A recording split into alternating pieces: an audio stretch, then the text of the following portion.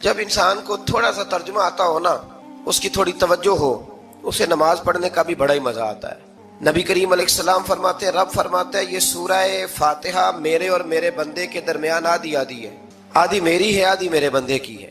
جب وہ کہتا ہے نا مالک یوم الدین، تو یہاں تک وہ میری تعریف کرتا ہے، ایاک نعبد و ایاک نستعین تک پہنچتا ہے تو اب میرا اور اس کا آدھا آدھا کام شروع ہو جاتا ہے۔ پھر آگے میرا بندہ جب مجھ سے دعا مانگتا ہے تو یہ اس کے الفاظ ہیں جو میں اپنے فضل سے قبول فرمایا کرتا ہوں۔ تو ارشاد فرمایا، تمام تعریفیں اللہ کے لیے جو تمام جہانوں کا پالنے والا ہے، الرحمن الرحیم، بڑا ہی مہربان ہے نہایت۔ یہ رحمان مبالغے کا صیغہ ہے، یعنی اتنا رحم کرنے والا کہ جتنا کوئی اور رحم نہ کر سکے، اس لیے اللہ ہی رحمان ہو سکتا ہے، بندہ کوئی رحمان نہیں ہو سکتا۔ بندے کو رحیم کہا جا سکتا ہے، نبی پاک رحیم ہے لیکن رحمان نہیں ہے، اس لیے کسی بھی انسان کا نام رحمان نہیں ہو سکتا۔ کسی دکان پر بعض اوقات لوگ نام رکھ لیتے ہیں رحمان بک ڈپو، تو یہ درست نہیں ہے۔ بندے کا نام رحمان نہیں ہو سکتا، عبد الرحمان، اس لیے کہ یہ لفظ رحمان خدا کے علاوہ کسی اور کے لیے بولنا درست نہیں ہے۔ پھر ارشاد فرمایا مالک یوم الدین، اللہ مالک ہے قیامت کے دن کا۔ تو یا اللہ آج کے دن کا مالک بھی تو ہی ہے، آج جو یکم رمضان مبارک ہے تو اس دن کا مالک بھی اللہ ہی ہے۔ تو یہ جو خاص کر کہا مالک یوم الدین، اس کا معنی یہ ہے کہ یہاں کچھ لوگ عارضی طور بھی تو بعض چیزوں کے مالک ہیں نا، یہ زمین میری ہے، یہ گھڑی میری ہے، یہ گھر میرا ہے، یہ بچے میرے ہیں، عارضی طور پر بھی تو لوگ مالک ہیں، لیکن قیامت کے دن عارضی طور پر بھی کوئی مالک نہیں ہوگا۔ قیامت میں ساری بادشاہی فقط میرے اللہ کی ہوگی۔ بلکہ رب کریم فرمائے گا کہاں ہیں وہ لوگ جو دنیا میں بادشاہ بنا کرتے تھے، کدھر؟ بڑے بڑے کج کلا جو کہتے تھے کہ ہم اٹھتے ہیں تو لوگ اٹھتے ہیں، بیٹھتے ہیں تو دنیا بیٹھ جاتی، وہ کہاں ہیں؟ جب کوئی نہیں بولے گا تو رب فرمائے گا للہ الواحد القہار، آج ایک رب واحد اور قہار کی حکمرانی۔ پھر ارشاد فرمایا ایاک نعبد و ایاک نستعین، بے شک ہم تیری ہی عبادت کرتے ہیں اور تجھی سے مدد چاہتے ہیں۔ عبادت بھی اللہ کی ہے اور مدد بھی، یہ جو بندوں کے ذریعے بعض اوقات مدد ہوتی ہے تو یہ مدد بھی اللہ کی ہے، یہ مدد بھی اللہ کی ہے۔ یہ کسی بندے نے مائک بنایا ہے جس کی مدد سے آپ تک آواز جا رہی ہے، تو اس کو عقل کس نے دی تھی بنانے کی؟ تو پھر مدد کس کی ہوئی؟ اللہ کی۔ تو دنیا میں کوئی بھی جو مدد کرتا ہے وہ اللہ کے ولی کریں، نبی کرے، پیغمبر کریں، تو وہ مدد کس کی ہے؟ اللہ کی، اس لیے کہ وہ ذاتی طور پر کچھ بھی نہیں کر سکتے، اگر اللہ انہیں توفیق نہ دے وہ کسی کی مدد نہیں کر سکتے۔ تو ایاک نعبد و ایاک نستعین، ہم تیری ہی عبادت کرتے ہیں، تجھی سے مدد چاہتے ہیں۔ اہدنا الصراط المستقیم، اے اللہ ہمیں سیدھا راستہ دکھا۔ کون سا راستہ سیدھا ہے؟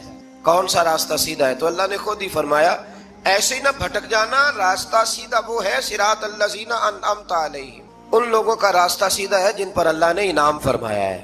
اور وہ کون ہے؟ قرآن مجید نے خود فرمایا انعم اللہ علیہم من النبیین والصدیقین والشہداء والصالحین، وہ نبی ہیں، صدیق ہیں، شہید ہیں اور نیک لوگ ہیں۔ فرمایا اپنی مرضی کے راستے پہ چلو گے تو بھٹک جاؤ گے، رب کی بارگاہ میں سوال کرنا کہ وہ تمہیں نبیوں کے، صدیقوں کے، شہیدوں کے اور نیک لوگوں کے راستے پہ چلائے۔ غیر المغضوب علیہم ولا الضالین، نہ ان لوگوں کے راستے پہ چلا جن پر تیرا غضب ہوا، اور نہ ان کے راستے پہ چلا جن پر تو ناراض ہوا، جنہیں تو نے گمراہ کیا، ان لوگوں کے راستے پہ نہ چلا، بلکہ ان لوگوں کے راستے پہ چلا جن پر تیرا انعام ہوا۔ یہ جو لوگ ہیں نا مغضوب علیہم ولا الضالین، ایک گروہ یہودیوں کا ہے اور ایک عیسائیوں کا ہے۔ کہا جا رہا ہے یا اللہ نہ یہودیوں کے راستے پہ چلا اور نہ عیسائیوں کے راستے پہ چلا، ہمیں تو ابوبکر صدیق کے راستے پہ چلا، ہمیں تو عمر فاروق کے راستے پہ چلا، عثمان غنی، مولا علی اور جناب ابو ہریرہ کے راستے پہ چلا۔ اب یہ سورہ فاتحہ کا تو میں نے مکمل ترجمہ عرض کیا۔ سورہ بقرہ یہ قرآن مجید کی سب سے بڑی سورہ ہے۔ ایک حدیث اس کی فضیلت پہ سن لے، نبی کریم علیہ السلام نے فرمایا جس گھر میں سورۃ بقرہ پڑھی جائے نا، فرمایا جن کیا وہاں سے تو شیطان بھی بھاگ جاتا ہے۔ سورہ بقرہ گھروں میں پڑھیں، یہ سب سے بڑا تعویذ ہے۔ اگر گھر میں جنات ہوں، کوئی آسیب ہوں، اور یہ وہ والا تعویذ ہے جو مدینے والے رسول نے عطا فرمایا ہے۔ یہ سب سے بڑی سورہ ہے۔ مفسرین فرماتے ہیں اگر کوئی استدلال کی قوت رکھتا ہو تو ایک 100 چیز کا اللہ نے حکم دیا ہے، بلکہ امام اعظم فرماتے ہیں 100 تھوڑی ہے، میری نظر سے پڑھو تو 1000 چیزوں کا حکم دیا، 1000 سے منع کیا ہے، اور 1000 قسم کی نصیحتیں اللہ کریم نے سورہ بقرہ کے اندر فرمائی۔ اس سورہ مبارکہ کا جو پہلا رکوع ہے نا، اس میں جو سب سے پہلی آیت ہے وہ ہے الف لام میم، ان کو کہتے ہیں حروف مقطعات۔ پہلا لفظ ہی جب کوئی قرآن مجید کا پڑھتا ہے نا، بہت بڑا عالم فاضل، بہت بڑا محدث، تو اسے یہ کہنا پڑتا ہے کہ میں نہیں جانتا، اللہ جانتا ہے یا اللہ کا رسول جانتا ہے۔ الف لام میم کا معنی ہم نہیں جانتے، اللہ جانے یا اللہ کا رسول جانے، یا جس کو وہ دونوں بتا دیں وہ جانتا ہے، ورنہ یہ اللہ اور اس کے رسول کا راز ہے۔ یہ آگے ارشاد فرمایا ذالک الکتاب لا ریب فیہ، یہ وہ عظیم کتاب ہے جس میں شک کی کوئی گنجائش نہیں ہے۔ ھدی للمتقین، یہ ہدایت ہے پرہیزگاروں کے لیے۔ سوال یہ ہوتا تھا کہ یا اللہ جو متقی پرہیزگار ہیں وہ تو پہلے ہی ہدایت پہ ہیں، تو قرآن بھی اگر انہیں ہی ہدایت دے گا تو پھر جو گنہگار ہیں ان کی ہدایت کہاں ہے؟ تو اس آیہ مقدسہ کا معنی مفسرین نے یہ بیان فرمایا ہے کہ مطلب اس کا یہ ہے کہ قرآن ہدایت دیتا سب کو ہے، لیکن اس سے ہدایت حاصل متقی لوگ کرتے ہیں۔ بارش برستی ہے نا سب جگہوں پہ، لیکن اگر کسی نے فرش کرایا ہو، ٹائلیں لگوائی ہو، تو وہاں پھل پھول اگ سکتے ہیں، سبزہ اگ سکتا ہے، اس کے لیے زمین کا زرخیز ہونا شرط ہے۔ قرآن مجید سب کو ہدایت دیتا ہے، لیکن قرآن مجید سے ہدایت لیتے وہ ہیں جنہیں اللہ نے تقوی والا دل عطا فرمایا ہے، ڈرنے والا دل دیا۔ آگے جو آیات ہیں نا 5، ان میں اللہ تبارک و تعالی نے متقی لوگوں کی فضیلت بیان کی ہے، نشانیاں بیان کی ہیں کہ وہ کون ہوتے ہیں۔ ان میں پہلا ارشاد فرمایا کہ متقی وہ ہوتا ہے جو غیب پہ ایمان لے آتا ہے، اس چکر میں نہیں پڑتا کہ آنکھوں سے دیکھوں گا تو مانوں گا۔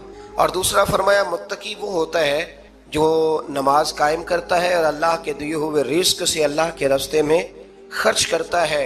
اور تیسرا فرمایا متقی وہ ہوتے ہیں کہ محبوب جو قرآن ہم نے آپ پہ نازل کیا اس پر بھی ایمان لاتے ہیں، اور جو آپ سے پہلے نازل کیا گیا اس پر بھی ایمان لاتے ہیں، یعنی تورات کو، زبور کو، انجیل کو، اس کو بھی وہ مانتے ہیں۔ اور پھر اللہ کریم نے فرمایا اولئک علی ھدی من ربہم واولئک ھم المفلحون، یہ جو لوگ ہیں نا غیب پر ایمان لانے والے، نماز پڑھنے والے، زکوٰۃ دینے والے، پچھلی کتابوں کو بھی ماننے والے، نبیوں کو بھی ماننے والے، اور رسول پاک پر ایمان لانے والے، فرمایا یہ وہ لوگ ہیں جو اللہ کی طرف سے ہدایت پر ہیں، اور یہ وہ لوگ ہیں جو دنیا میں بھی کامیاب ہو جائیں گے اور آخرت میں بھی کامیاب ہو جائیں گے۔ پھر آگے نا اللہ تبارک و تعالی نے کفار کا ذکر فرمایا ہے 3 آیات کے اندر۔ مومن کے بعد دوسرا درجہ کس کا ہے ذکر میں؟ کافر کا۔ پہلے بات ہوئی 5 آیات میں مومنوں کی، اب 3 آیات میں ذکر کیا گیا پکے کافروں کا۔ مومن وہ ہوتا ہے زبان سے بھی اللہ اور اس کے رسول کو مانے، ان کی لائی ہوئی چیزوں کو مانے اور دل سے بھی تسلیم کرے۔ اور کافر وہ ہوتا ہے کہ جو نہ زبان سے مانتا ہے اور نہ ہی دل سے تسلیم کرتا ہے۔ پھر اللہ تبارک و تعالیٰ نے 13 آیات کے اندر، 3 آیتوں میں کافروں کا ذکر کیا اور 13 آیات کے اندر پھر منافقین کا ذکر فرمایا ہے۔ منافق اس کو کہتے ہیں، منافق اس کو کہتے ہیں جو زبان سے تو دعوے اونچے اونچے کرتا ہے ایمان کے، لیکن اس کے دل میں ایمان موجود نہیں ہوتا۔ آپ حیران ہوں گے، یہیں پہ بات کو ذرا غور سے سمجھے کہ مومنوں کا ذکر 5 آیات میں اور کفار کا 3 آیات میں، پکے کفار کا، اور منافقین کے لیے اللہ نے اگلے ہی رکوع میں 13 آیات بیان فرمائی۔ 13!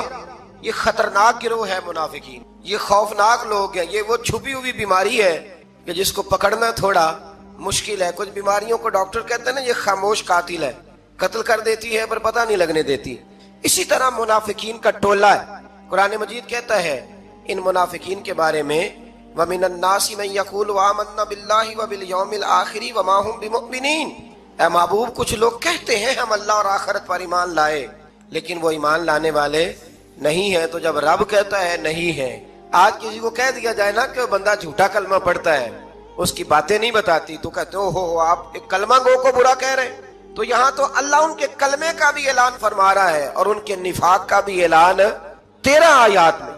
اور رب فرماتا ہے یخادعون اللہ والذین آمنوا وما یخدعون الا انفسهم وما یشعرون، فرمایا وہ اللہ کو دھوکہ دینا چاہتے ہیں مومنوں کو، حالانکہ نہیں دھوکہ دیتے مگر اپنی ہی جانوں کو، انہیں شعور ہی نہیں۔ اللہ تبارک و تعالیٰ نے 13 آیات کے اندر، مکہ مکرمہ میں منافق کوئی نہیں تھا جب تک حضور نے ہجرت نہیں کی تھی۔ کیوں؟ اس لیے کہ وہاں جو کلمہ پڑھتا تھا اسے مار کھانی پڑتی تھی، تو کسی کو کیا مصیبت پڑی تھی جھوٹا کلمہ پڑھ کے مار کھائے۔